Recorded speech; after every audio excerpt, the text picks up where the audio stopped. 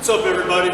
Welcome to another part of our summer interview series. I'm here with a really good friend of mine, Jon Nuenke, who I got to know after his basketball playing career was already over, but after coaching some basketball camps with him, he's become one of my main coaches that I've helped kind of teach my Cramer basketball programs to. It travels around with me to a lot of the camps throughout the state of Michigan. And Jon had some things to say about, off-season work, skill development for high school basketball players.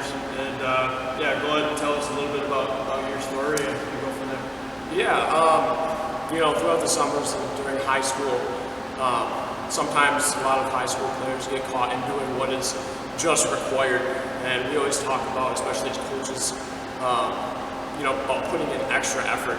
But one thing that really helped me as a player, especially in high school, was going in before practice, going and staying in after practice, putting in sort of the extra ball handling work to sort of set myself above the normal basketball player who's putting in an hour and a half of practice time a day. So, coaches talk a lot about working hard. You hear that all the time, but the extra work I think of when I was playing basketball overseas and in the summertime, on top of all the workouts that I would have throughout the day, something that I always did was I'd go back Friday night because I knew a lot of the people that I was going to be playing with and against were probably out partying on Friday night. So that was some of that extra time that I always thought I was gaining an advantage from. So talk a little bit about the advantages you feel like that a high school player can gain from doing some of those things. You can gain everything from putting in that extra time.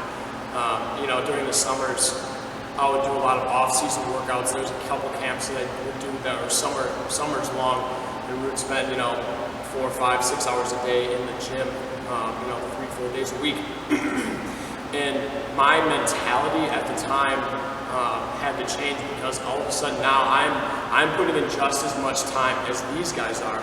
And I want to be better than these guys. I want to set myself apart from these guys. So to really come into the gym and to be like, okay, I'm going to put in this extra, even if it's just shooting, 10 to 15 free throws afterwards, or putting in a couple, 10, 15 minutes of ball handling.